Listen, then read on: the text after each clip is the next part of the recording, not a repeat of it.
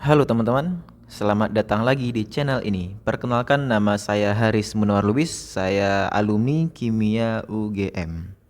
Nah, pada video kali ini saya mau bahas soal UM UGM tahun 2021 dengan kode soal 613.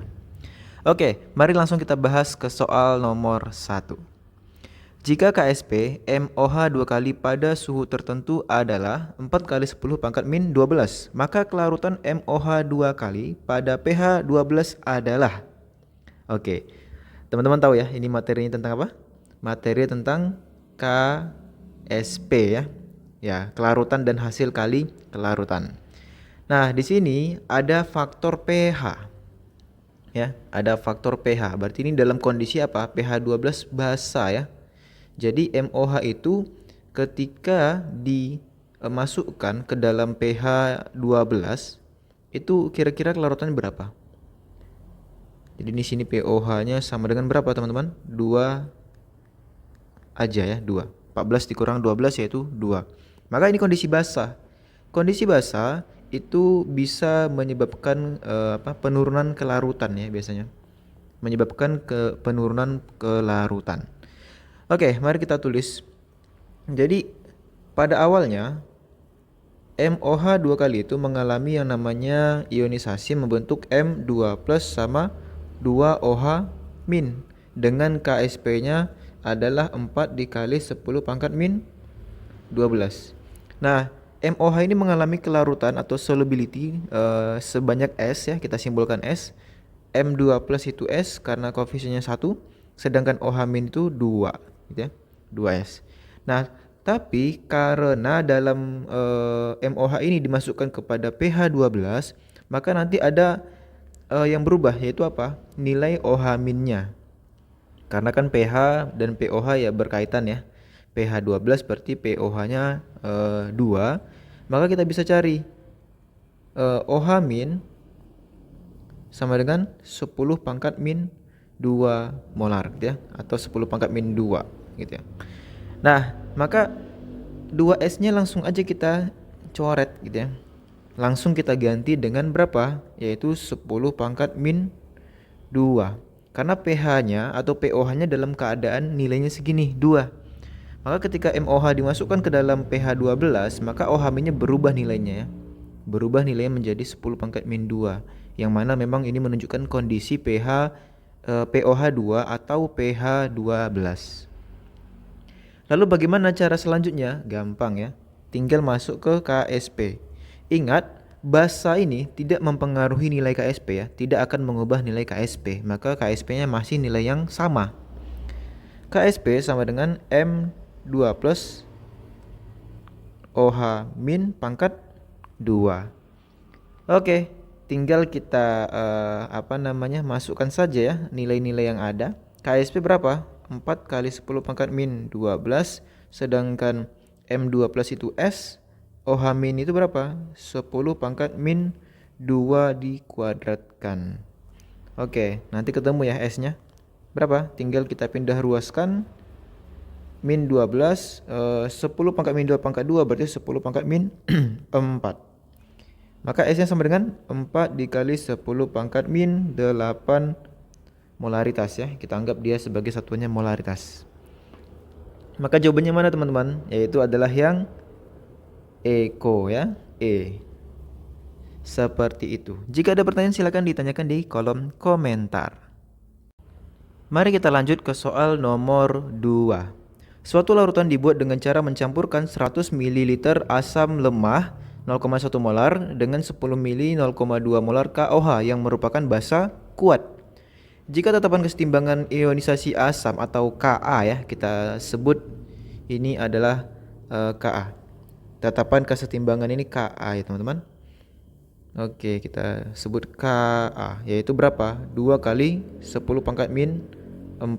Maka pH larutan yang terjadi adalah berapa? Yang ini yang ditanyakan. Oke, kita perlu tahu ya ciri-ciri dari reaksinya bagaimana. Jadi ini kan asam lemah ya. Terus dengan KOH yang merupakan basa kuat. Berarti terjadi apa? Reaksi asam lemah dengan basa kuat. Nah, ini sedikit catatan ya, ini materi asam basa ya teman-teman. Kalau misalnya asam lemah bereaksi dengan suatu basa kuat, ada beberapa kemungkinan. Bisa jadi dua-duanya habis, bisa jadi yang sisa lemah atau yang sisa basa kuat. Oke. Nah, pertama, kalau keduanya habis, maka apa yang dipakai rumusnya nanti adalah menggunakan hidrolisis ya. Rumus hidrolisis garam kebanyakan. Hidrolisis garam. Nah, kalau dia yang sisa adalah lemah, kita sebut ya lemah aja, maka nanti masuk ke buffer. Ini berlaku bukan hanya asam lemah basa kuat ya, tapi sebaliknya ya. Basa lemah dengan asam kuat juga sama. Nanti mengarah ke buffer, larutan penyangga. Nah, kalau yang sisa kuat, maka perhitungannya bagaimana? Ya, cukup menggunakan pH, perhitungan pH asam atau basa kuat. Oke? Jadi cukup itu aja. Jadi kita perhatikan dulu nih, nanti reaksi ini yang sisa yang mana gitu. Atau kedua-duanya habis. Nah, nanti tergantung ya ciri-cirinya bagaimana, maka nanti diarahkan ke rumus yang sesuai. Oke, pertama kita mungkin hitung dulu ya. Hitung dulu berapa mol ya. Mol dari HX. Ingat rumusnya apa? Molaritas dikali volume.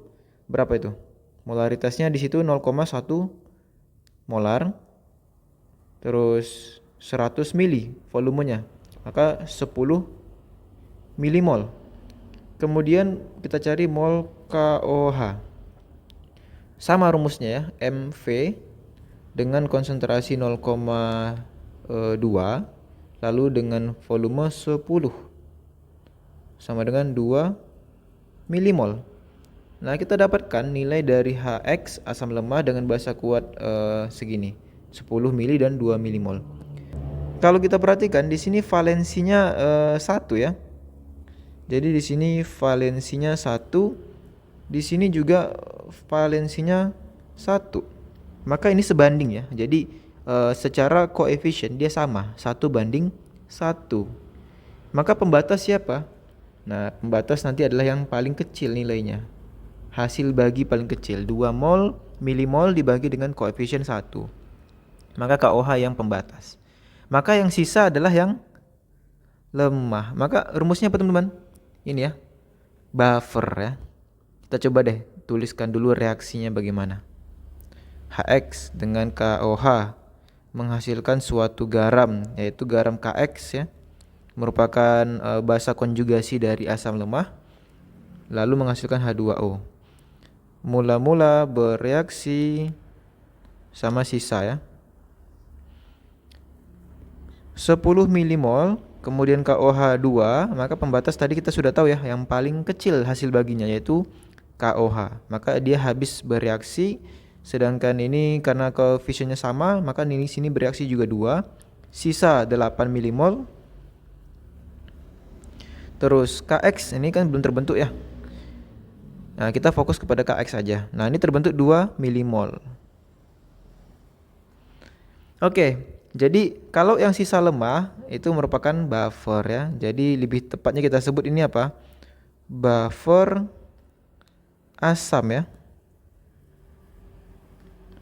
Buffer asam. Oke, apa teman-teman rumus dari buffer asam? Yaitu adalah H plus sama dengan Ka dikali dengan asam per garam ya. Bisa pakai per basa konjugasi boleh atau garam juga boleh, tapi jangan lupa ya nanti dikali valensi kalau memang nanti ada valensinya. Tapi di sini valensi asam lemahnya atau garam ya, valensi garamnya itu yang terkandung asam lemah di dalamnya itu adalah 1. Oke, X doang gitu ya. Terkandung basa konjugasi namanya. Jadi asam per garam kali valensi atau asam per basa konjugasi, sama saja.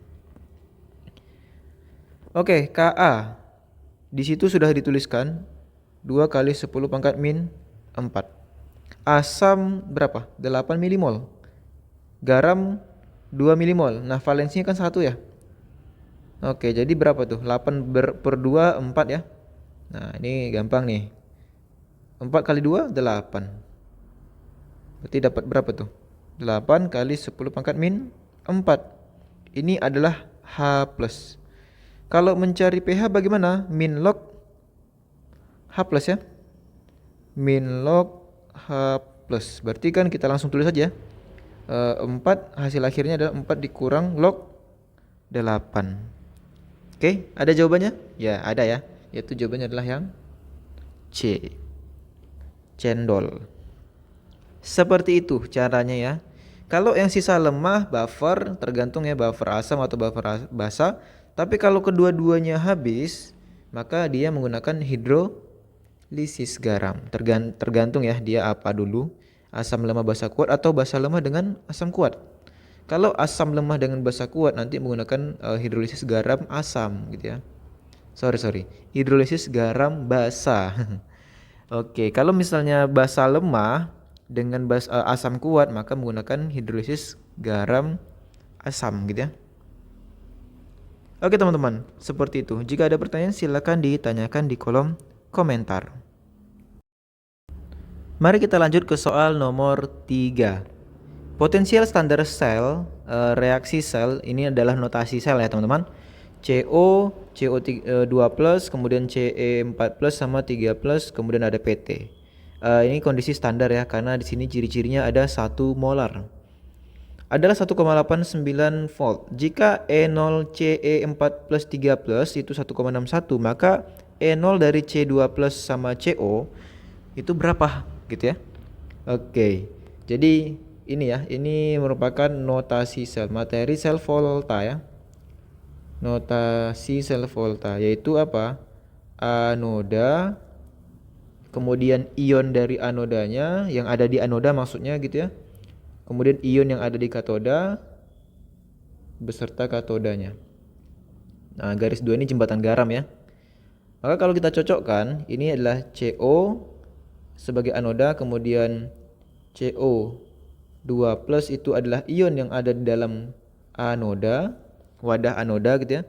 Kemudian kita kasih garis 2, Ce4+ itu ion yang ada di katoda dengan konsentrasi yang sama dengan Ce3+ ya, yaitu 1 molar.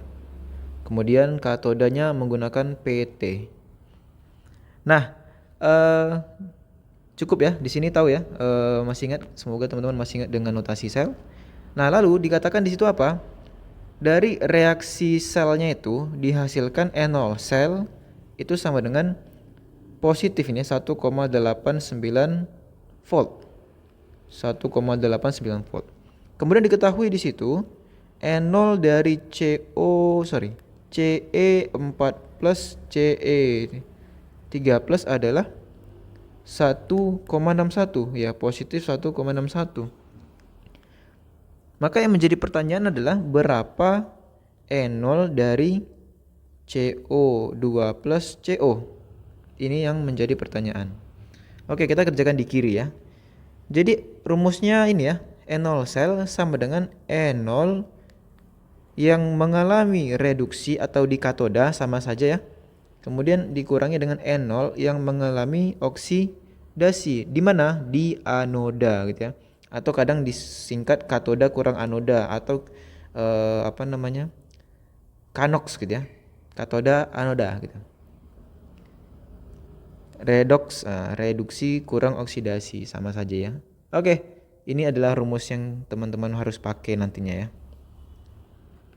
Ini singkat sebenarnya, tinggal masukkan saja yang mengalami reduksi siapa. Nah, kita sesuaikan ya di katoda, berarti siapa itu? E0 dari Ce4+ 3+ yang mengalami reduksi.